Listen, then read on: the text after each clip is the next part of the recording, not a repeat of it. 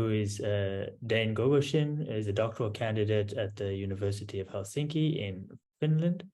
And her talk is titled "On the Possibility of Moral Machines, a Reply to Robert Sparrow," which, as the title suggests, seeks to advance the response to Robert Sparrow's argument that the field of moral machines is underappreciated, the complexity of ethics and moral action.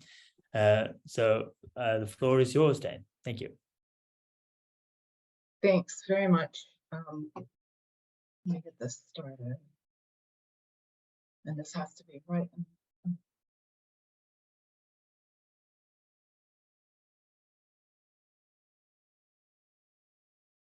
Okay. Is this, let me see if I can, is part of my screen being blocked? That all looks good from my perspective. Okay, great. So thanks for the introduction. And yeah, just a brief introduction. I am in the final stretch of my PhD, which focuses on the traditional moral responsibility, free will debate. But I'm also a research member of the RADAR group at the University of Helsinki, where we study many of the themes of this conference. And I'm really enjoying everyone's talks, very high quality, and I'm happy to be here to talk to you about the possibility of moral machines. I use moral machines and AIs interchangeably throughout the talk. And I'm really focused here quite narrowly on Sparrow's sort of hardline skepticism about this possibility. So whereas I have immense respect for Sparrow and the work that he does in this area, I have to admit to having my sort of inner Socrates awakened by this kind of blanket skepticism that he draws about the possibility of designing moral machines. He roots it in the idea that the nature of ethics is simply too complex. So I want to really explore that, and he does that by way of triggering some moral intuition that I will challenge by modifying the thought experiments that he uses. So this my talk targets this paper, this relatively recent paper he wrote for AI in Society, Why Machines Cannot Be Moral. So he says that ethics is just really, really complex. It's about much more than fixed, objective set of rules. It's dynamic, subjective, relational, and personal. And for that matter, there's no consensus about it, even among moral philosophers. So Sparrow is a former student of the Australian philosopher Raymond Gaita, who claims that ethics is distinctly and essentially personal, with a focus on ethical dilemmas, which are problems, he says, for particular people and not just problems for everyone facing a similar situation. But AI is general purpose in nature. It will have to navigate a wide range of moral situations. To handle these correctly, AI will need to be moral, but this is a priori, due to the complexity of ethics, impossible. So you'll have to read the paper to see if I do justice to Sparrow's argument, but I'm going to jump into some initial sort of counter replies to the strategy that he uses in this paper before I move on to the specifics. So he contends that the obstacle to building moral machines comes down to the very nature of ethics as highly complex, as I've just been over. Part of this claim he supports by way of the lack of consensus among philosophers about the nature of ethics. But of course, disagreement about the right theory doesn't entail that the right theory is complex. Moreover, this is a reason in favor of exploring new avenues rather than nipping it at the bud. Sparrow does not address, in my view, the primary source of ethical complexity in our daily lives, which I consider to be a matter of moral motivation. We are notorious moral situationists, in the words of the moral psychologist John Doris, or Manuel Vargas were circumstantialists. We're inconsistent in our moral behaviors, and we struggle with competing impulsive, selfish desires. So our main problem in the quotidian is not knowing what we ought to do, but of doing what we ought to do. And moral motivation and principle wouldn't be a problem for machines. And this is something that I think gets overlooked in this kind of skeptical argument of Sparrow's. Furthermore, complexity, so even if we concede, which I will for the sake of argument, that ethics, if we concede that ethics is really complex, complexity on its own is not a reason to dismiss a given line of inquiry. Physics is really complex, we don't stop doing it. Attempting to design artificial ethical systems is, and I think a lot of people that I've heard speak in this conference so far would agree, it's an excellent avenue of inquiry and challenges philosophers to get our hands dirty about the nature of ethics. Sparrow funds his case against moral machines with a descriptive claim, right? Ethics is really tricky, but he supports his case by way of evoking intuitive negative moral judgments about consulting an AI moral advisor regarding an ethical dilemma. And this strategy, I think, is problematic, if not problematic, a little confusing, because for one thing, the possibility of the moral advisor, can we build a moral machine in the form of a moral advisor, is the thing in question in the argument, or at least the thing under attack. And second, wasn't the basis for Sparrow's skepticism a kind of technical or theoretical one, that in fact it's impossible to design an artificial moral advisor? Or is the objection a moral one? Is it that it's morally objectionable to use one? So I think Sparrow doesn't really get confused about what the right strategy is.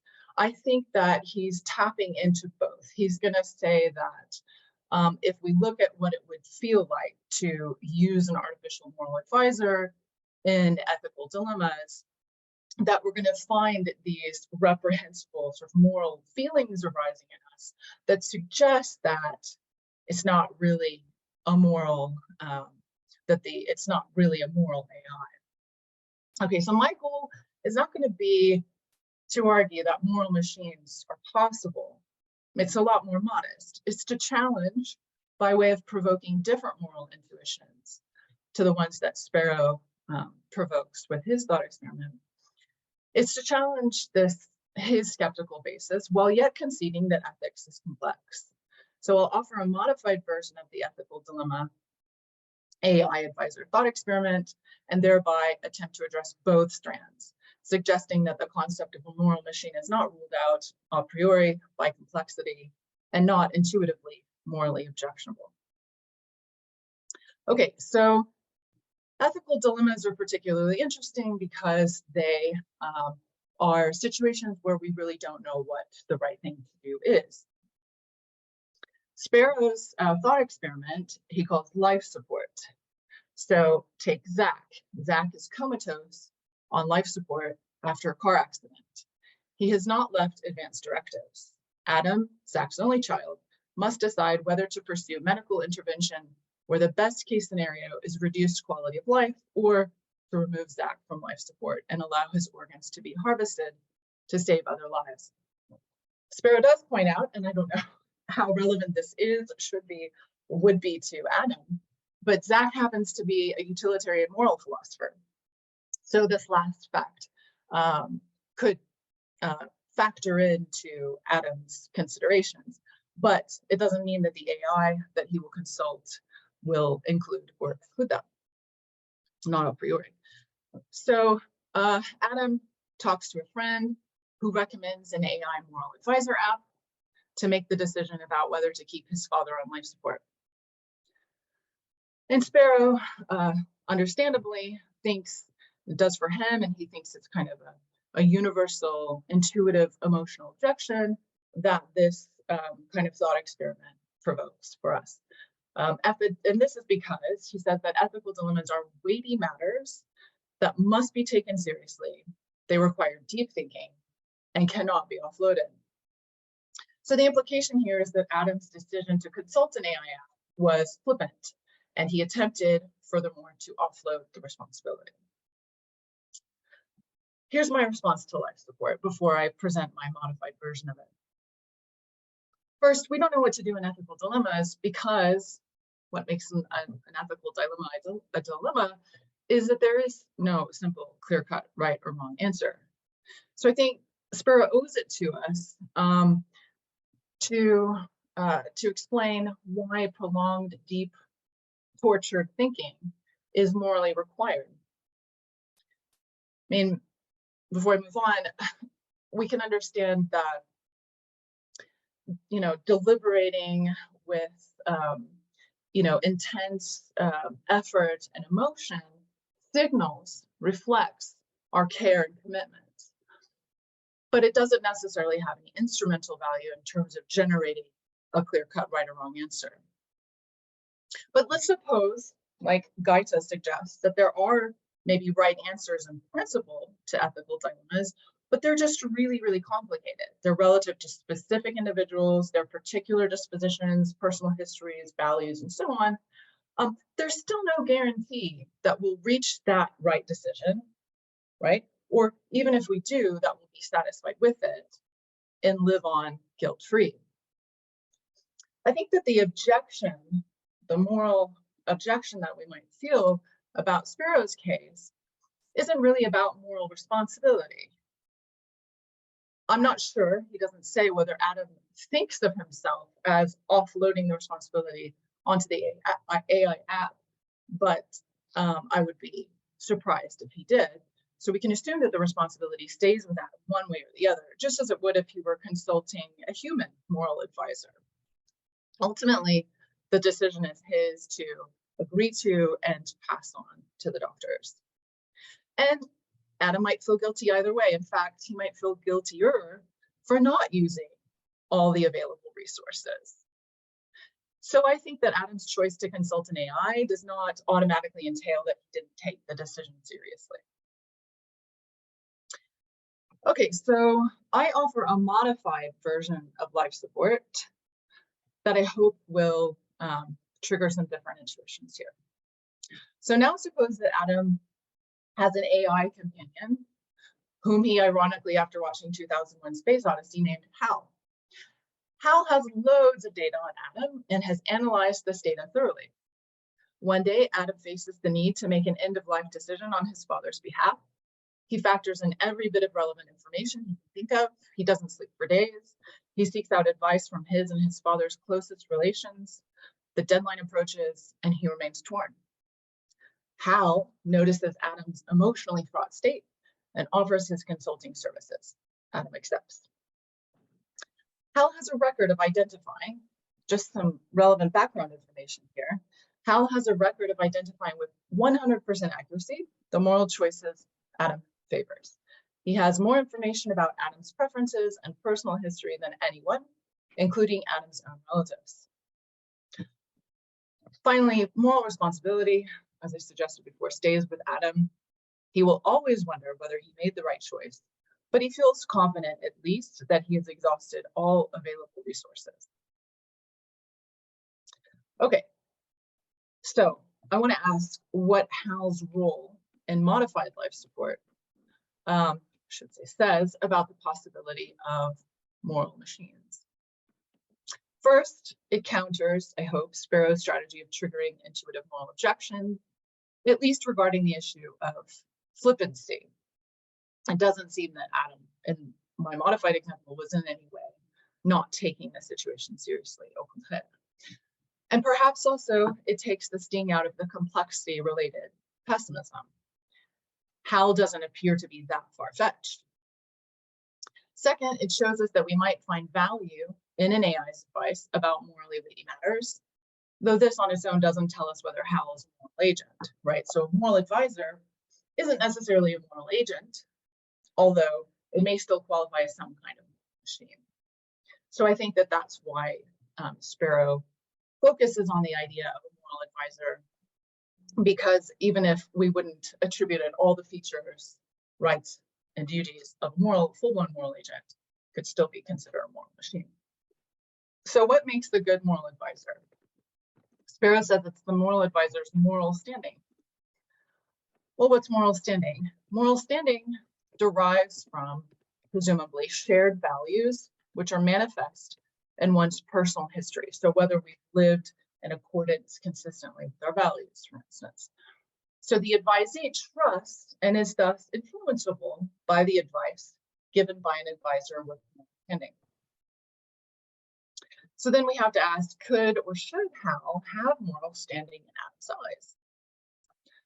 Well, Hal doesn't have his own values, conceivably, but it could shed light, and I use it here because I don't want to overly humanize Hal, but Hal doesn't have his own value, and yet I used his. Okay, so Hal doesn't have its own values, but Hal could nonetheless shed light on new considerations that Adam has not considered and identify factors relevant to Adam's values. This is kind of the Savulescu idea about, in his 2018 co-proposal on moral advisors. So Hal and AI could potentially gather a lot of relevant considerations that Adam just hasn't considered. And I would suggest, as with Savulescu and his co-writer, who's Jubilini, I can't remember exactly his last name, I'm sure you do, they suggest is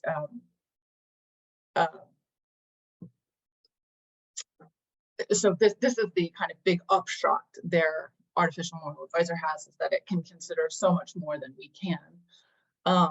And this is so therefore an important, potentially important feature of a moral advisor as well, in addition to moral standing. So then let's ask whether, if Hal doesn't have some kind of traditional notion of moral standing, we can ask something like, can we take a moral outsider or stranger's advice seriously? For that matter, could we take moral advice printed on a tea towel that was meant explicitly to be sold? Could we then take that, apply it to ourselves, decide whether or not we should adopt it and incorporate it into our relationships, for instance? So then the question is moral standing necessary to take these additional considerations seriously? And I would say, no, not necessarily. So then we're looking at maybe some different criteria for what would make a good moral advisor. Finally, I want to consider whether Hal could be a moral agent. So on the traditional view of moral agency, one dominant position is that we have to be the owners of our own values. Now, how do we become those? Become veritable owners when most of what we get, most of what we believe somehow originates from without. So the idea put forward by Harry Frankfurt is that we have to reflectively endorse Gary Watson and Frankfurt together, that we have to reflectively endorse these values. But there's another camp that says we can never be the authors, ultimately, of our values. So we lack fundamentally a kind of autonomy. So then there's another school of thought about what moral agency is, and I'm sure your familiarity with the debate in the context of AI and robots is that norm compliance is another way to view moral agency. It's a thinned out version. So if norm compliance is enough, and Hal can abide by its own ethical advice, assuming that norm compliance is technically feasible, which is still a big question, we could think that it's likelier for machines than humans who struggle with the aforementioned moral motivational issues. So I think the moral agency question is ultimately going to come down to the nature of morality. But as Sparrow starts his paper with, the jury is still out on the nature of morality.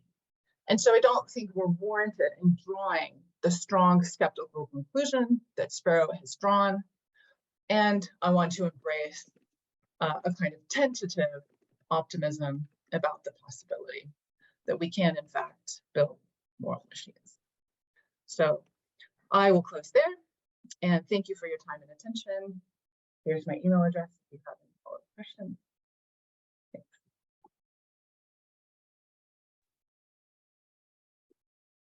Thank you very much for the very interesting talk there. I unfortunately got ejected from Zoom for a few minutes of it, but what I did catch, I liked a lot, and I have some questions myself, but I will first open the floor to anybody else who has a question. I was just going to ask very quickly about the thought experiment with Hal, and what I take it is actually happening is this is a kind of predictive analytics. It's what Hal is doing is predicting the moral decision of, I'm sorry, I can't remember, Zach or someone. What Hal is doing is predicting the moral conclusion of Zach in a way which is in essence no different than Hal would predict what movie Zach wants to watch or what dinner he wants to have and so on. So if that's the processing, then the way that processing kind of works, it makes it interesting. Or one of the things that makes it interesting is that frequently correlations are found to predict, correlations are found to create the prediction, which are completely unexpected. So for example, you find if you're going to predict a movie that James wants to watch, you find out that the fact he wears glasses means he likes James Bond movies, but does not like Mission Impossible or something. And we don't know why that is. We don't know where that comes from, but the machine somehow finds this correlation and it works. So if you move that over to your example with the moral agent in healthcare, I mean, it might follow that Hal is advising Zach to make a decision that corresponds with Zach's own moral vision, but the origin of that recommendation is something like the fact that Zach parts his hair on the left instead of the right, or Zach wears Adidas shoes instead of Nike's shoes, right? I mean, it seems like Hal might make a correct prediction, but based on elements that are completely foreign to what we normally consider moral reflection on life and death issues. Does that change the way you think about Hal's role, or does that just sort of Yeah, not direction? Not at first glance. I will give it a lot more thought, and I appreciate that prompt. But yeah, so this little bit of background information that I provided, which is just that, is just to say that Hal has whatever processes are at work, could all be a black box. I mean, all the processes that would be at work in you that may, lead you to generate moral advice to me, assuming that you know my personal history well and my values and so on and so forth. That's kind of irrelevant. What the processes were. The point was just to say that Hal has, an excellent. We can't say understanding, can we? Hal has an excellent facility with being able to generate accurate statements that reflect Adam's values and personal histories, whatever the basis for that. I mean, I think I've conceded that it's not going to be a moral basis. Hal's doesn't have his own values, its own values, and so on. So to me, I think we can put that to the side. It doesn't bother me, but maybe that is reason in support of Sparrow's intuitive moral objection. But yeah, I guess that's for the viewer to decide. Thank you.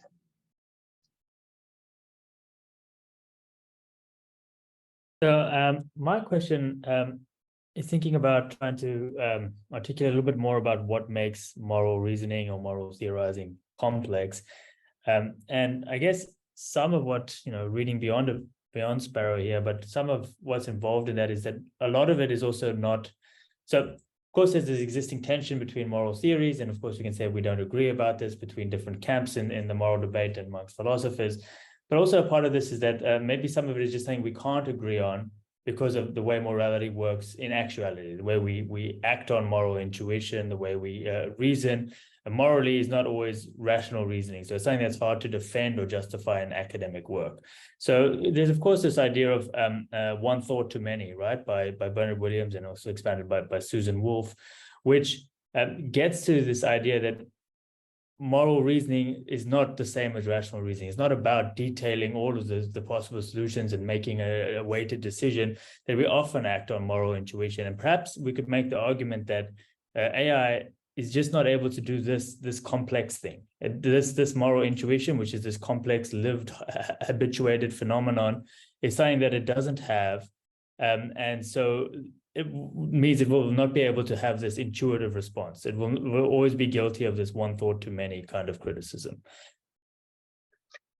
Sure. I'm not sure if it's really the one thought too many problem, but I'll think more about that. But I certainly agree that, and the empirical studies show that we tend to mistrust computers.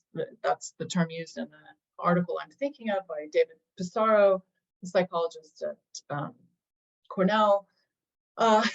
He writes a popular piece that shows that our distrust in robots has to do with the fact that they just don't seem to make decisions in the same way that we do. And so, but I think we have to take that kind of fear or mistrust apart, because we still have the possibility that trust. Well, I mean, it's well documented that trust also ties to predictability and reliability. But there doesn't rule kind of based moral programming isn't going to give us the kind of ad hoc flexibility that our intuitions seem to give us. On the other hand, our intuitions are again highly inconsistent, highly fallible, and so on. So we have this, I think, ill-founded security about the way human moral reasoning works. I mean, look at the human record, people. We do terrible, atrocious things all the time. The studies show time and time again, this is the Doris stuff, that if we find a coin on the way to work, we're much likelier to help the old lady who's dropped her books in the street or whatever the situation is than if we don't find a coin. So is that the best way? Is that the best we can do? Sure, it's our way, and we're known in groupers, right? We want to feel like we work the same way and we can trust each other on that basis. But that's kind of a blind basis. It's not really, I think, a well reasoned through kind of position. So that, I don't know if that answers your question, Jason, but it's my initial.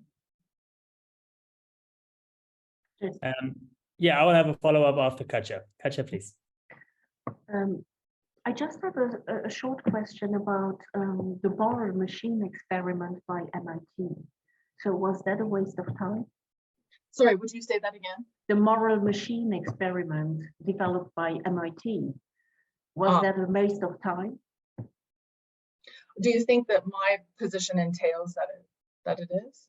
It's a question. It's really a question, because I used it for several years with the students, multi-diverse students at the Sorbonne and in many private schools, and it was, we laughed a lot about it, but eventually it's based on the trolley problem, it's based on ethical dilemmas, and at the end of the study, MIT issued quite a significant report in their research. So my question is, when we listened to Sparrow, was it a waste of time? That's my question.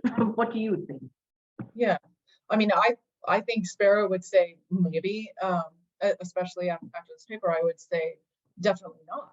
But I think this is what furthers our understanding of what morality is. And I think also, I mean, I have a colleague who argues that the only way to get it right with machines is to try to emulate the human processes of moral reactivity. But I don't think it is, because I don't think we get it right. that's not to say that we don't have the potential, and so maybe we can isolate, right? The fact that we make mistakes doesn't mean that we can't fix some of the underlying roots of our inconsistency and so on. But we find that in order to do that, some additional processes are required.